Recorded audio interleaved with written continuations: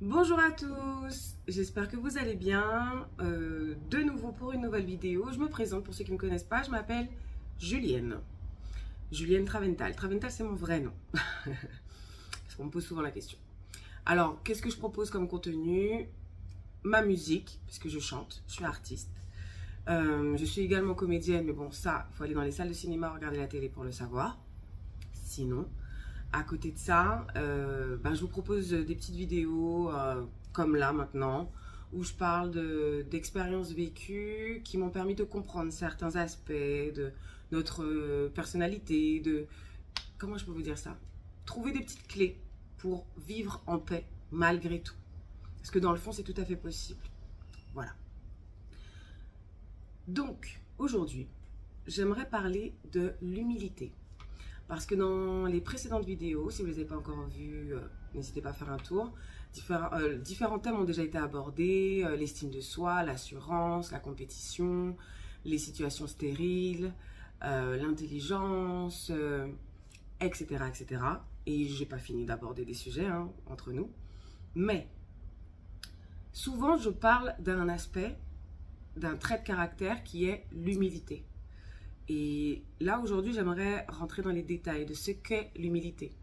Parce que souvent, j'ai remarqué, vous me direz ce que vous en pensez, n'hésitez pas à le dire dans les commentaires d'ailleurs, je remarque que souvent des gens emploient des mots, utilisent des mots, se qualifient d'une façon, sans savoir ce que ça veut dire. Parce qu'ils ont entendu quelqu'un le dire et qu'ils pensent avoir compris le contexte, donc c'est suffisant pour eux, et ils ont décidé qu'ils ont compris la définition du mot. J'ai déjà observé ça à plusieurs reprises. Des gens qui utilisent des mots et c'est mal adapté, c'est pas du tout, comment dirais-je, utilisé dans le bon cadre, dans le bon contexte. Donc, ceci étant dit, aujourd'hui, j'aimerais développer l'humilité. Alors, je ne vais pas la faire à la façon dictionnaire, parce que sinon, ce serait 2 phrases et la vidéo serait déjà terminée. Là, je vais vous donner des exemples concrets de à quoi ressemble quelqu'un de humble. Comment on peut développer ça en soi. Parce que malheureusement, l'humilité, c'est pas quelque chose qu'on nous apprend. Enfin, c'est rare que dans une famille, on nous apprenne ça. Ou en tout cas, ce ne sont pas toutes les familles qui considèrent que ce soit une valeur importante. Alors, c'est quoi l'humilité? Commençons dans l'ordre. C'est quoi l'humilité? L'humilité, c'est cette capacité que l'on peut avoir, c'est un trait de caractère, c'est une manière de penser qui permet de ne pas se sentir au-dessus des autres. L'humilité, c'est une manière de se dire, il y aura toujours mieux, il y a mieux que moi, je ne suis pas le meilleur, j'ai peut-être mal fait, j'ai peut-être pas fait le meilleur. Quelqu'un de humble, c'est quelqu'un qui sait se remettre en question. Quelqu'un de humble, c'est qui n'a pas peur de se remettre en question, qui n'a pas peur de dire, j'ai mal fait, je ne suis pas fait pour ça, j'ai tort. Ça, c'est quelqu'un de humble. Vous pouvez être sûr que c'est quelqu'un qui a un minimum d'humilité, puisqu'il est capable de reconnaître son incapacité, il est capable de reconnaître ses erreurs. Ça, je sais pas, dites-moi aussi ce que vous en pensez, mais ça me semble de plus en plus rare. Des personnes qui reconnaissent qu'elles ont mal fait, qu'elles ont mal agi, ou qu'elles n'ont pas agi alors qu'elles auraient dû agir. Juste le reconnaître et le formuler, parce que des fois on peut le penser, mais on ne le dira pas. Mais ça, c'est encore un manque d'humilité. Parce que, alors on va faire encore, je vais vous proposer une autre manière de comprendre ce qu'est l'humilité, c'est en prenant son opposé, les antonymes. Quels sont les mots opposés à humilité? Orgueil, arrogance, immodestie, donc manque de modestie, suffisance. Ça, c'est le contraire total d'une personne humble. Quand on fait preuve de beaucoup d'orgueil, d'arrogance, de suffisance, c'est que l'humilité, soit on ne sait pas ce que c'est, soit ça ne fait pas partie de nous et c'est un choix. Parce qu'il y a des gens qui ont choisi de ne pas être humbles. Je vais vous donner un exemple, une pensée, une réflexion. Ce que je disais en début de vidéo, que c'est pas quelque chose qu'on enseigne dans une famille. Tout comme on n'apprend pas dans une famille à gérer un budget, ok? À être un... Voilà, ça dépend, ça dépend. Il y a des parents qui sont suffisamment adultes pour comprendre quelles sont les valeurs importantes à transmettre à leurs enfants. Excusez-moi, ça peut être dur ce que je dis, mais je le pense. Je le pense très sincèrement. Parce que là encore, expérience vécue, j'ai déjà vu des parents donner soi-disant tout l'amour du monde à leurs enfants, les gâter, les pourrir, tout ce que vous voulez, en pensant que c'est ce qu'il faut. Et aujourd'hui, ces mêmes enfants à 40 ans sont absolument dépendants de leurs parents, encore aujourd'hui. Ils n'ont pas appris à être indépendants. Et en plus, va leur demander de faire preuve d'humilité en reconnaissant qu'il y a peut-être quelque chose à changer. Que ce soit au niveau des parents, que ce soit au niveau des enfants. C'est pas simple. Après, nous sommes quasiment 8 milliards sur Terre. Culturellement, d'un pays à l'autre, d'une zone du monde à l'autre, la culture, les traditions sont différentes. Dans certains pays, l'humilité, c'est la base. L'humilité, ça fait partie de ton éducation. Je pense surtout aux Asiatiques. Ce ne sont pas des gens qui vont se mettre en avant comme ça. Je ne vous dis pas que ça ne veut pas dire qu'il n'y a pas d'arrogance, d'orgueil ou qu'ils n'ont pas une prétention plus. Au contraire, ce sont des gens souvent, parfois, en tout cas ceux qui sont ambitieux le sont vraiment.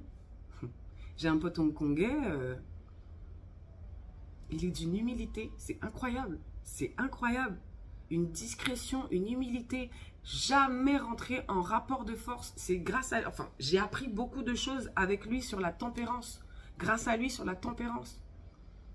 Je l'ai vu se faire insulter littéralement sur ses origines et juste sourire.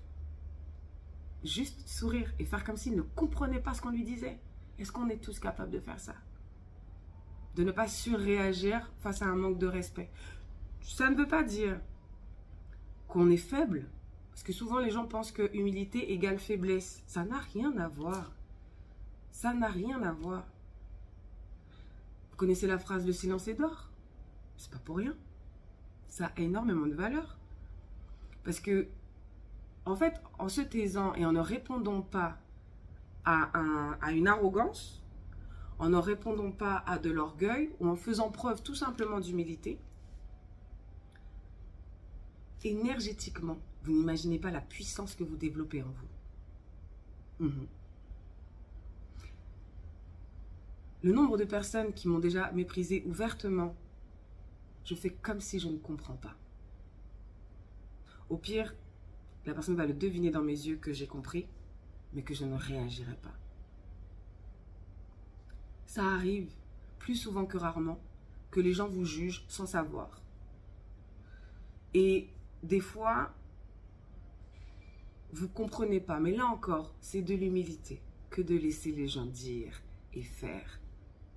Selon moi, c'est s'élever que de ne pas surréagir, que de ne pas réagir tout court à des choses, en plus, enfin, à des choses extérieures à vous-même. L'humilité aide. L'humilité aide. En quoi l'humilité va aider dans cette situation? Ben, en se disant qu'on est capable de faire exactement la même chose ou qu'on a certainement fait la même chose à quelqu'un. Je vais prendre un exemple. Je vous ai dit, je ne suis pas parfaite. C'est pas parce que je fais ces vidéos-là que je me sens parfaite ou que je considère l'être. Non. Mais il y a une chose dont je suis certaine, c'est que je pense, humblement, avoir compris certaines choses, avoir appris de mes erreurs, de certaines de mes erreurs. Et du coup, j'ai envie d'en parler avec vous. Ce sont des sujets qu'on va réaborder, la loyauté, la fidélité, enfin peut-être pas la fidélité, mais la loyauté fondamentalement, la jalousie, l'envie, des choses comme ça. Mais un jour, je me suis trompée sur la considération que j'avais envers quelqu'un. Je pensais que cette personne était une personne de confiance et tout, bon bref. Et en fait, je lui ai fait part de certains secrets qu'on m'avait confiés. Parce que c'était mon compagnon. Et je pensais que ça resterait entre nous. Aujourd'hui, je sais que je ne referai plus jamais ça. Même si c'est mon mari et que je meurs avec lui, ce qu'une amie me dira ou ce qu'un ami, un pote me dira, un collègue, peu importe, je ne le répéterai plus. Parce que j'ai vécu ce que je devais vivre pour comprendre. Dans l'heure qui a suivi, la personne concernée par la confidence était au courant du secret. Et ça a créé un espèce de bordel, quoi. Et la personne donc qui m'a fait la confidence m'appelle après et me dit, Julienne, t'as parlé, tu as dit à ton ami, à ton copain, tout ce que je t'ai dit, parce que mot pour mot, ce que je t'ai dit, la personne concernée par la confidence, par le secret, me l'a répété. J'espère que vous me suivez dans ce que je raconte. J'étais tellement mal à l'aise, j'ai pas osé dire la vérité, parce que je savais que j'avais tort. Je savais très pertinemment que j'avais tort. Sur le moment, j'ai pas avoué. Je m'en suis voulu littéralement. Alors après, je dois avouer que bon, j'avais décidé certaines choses dans ma tête par rapport à cet ami, bon bref. Et j'ai en plus cru mon copain quand il m'a dit que non, j'ai pas raconté le secret, j'ai rien dit. Mais c'est, attends, Taï, dans l'heure qui suit, il y a un miracle qui s'est passé, ma parole a fait une espèce de... Enfin, vous voyez ce que je veux dire? C'est impossible, une fulgurance aussi claire et précise dans la tête de quelqu'un que je ne connais même pas, pour qu'elle puisse se permettre d'appeler ma pote pour lui demander comment ça, à qui t'allais dire que, là, se dit des bitas si moins, arrête de raconter des choses sur moi, bref. Bon, faisons simple. On revient à l'histoire de l'humilité. L'humilité, c'est une qualité qui, je pense, est utile. De toute façon, c'est prouvé. Hein. Vous pouvez chercher. Moi, c'est pas moi qui l'invente.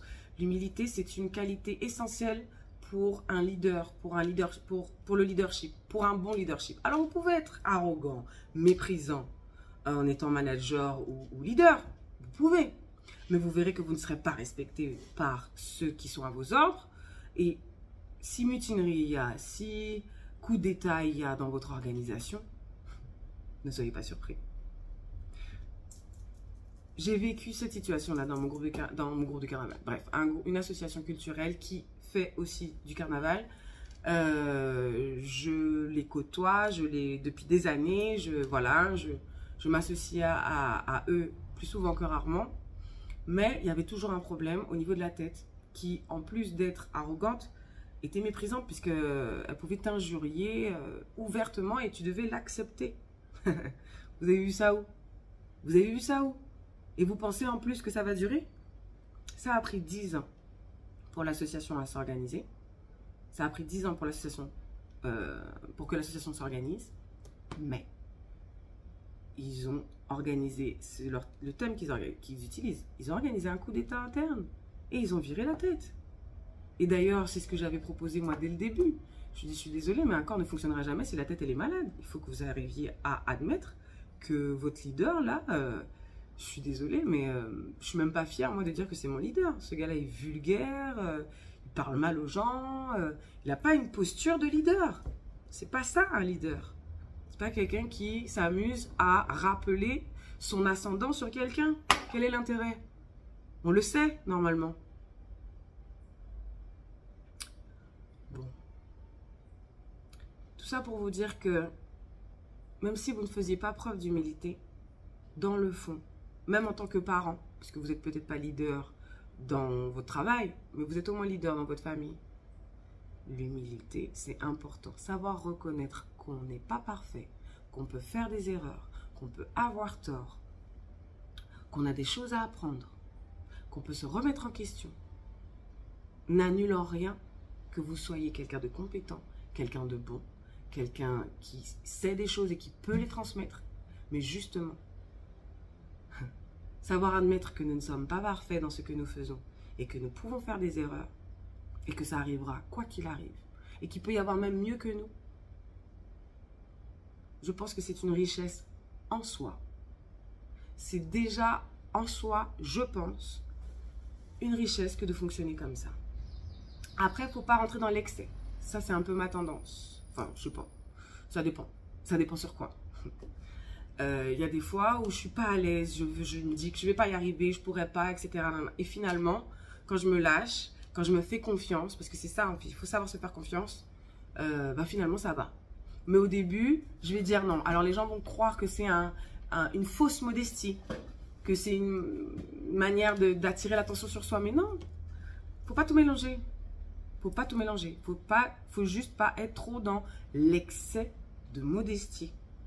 C'est pas une fausse modestie. C'est un excès de modestie. Il y a des gens comme ça. Et moi aussi, je suis la première un peu à considérer des fois que bah, je sais déjà faire telle chose. Qui dit que je saurais faire ça?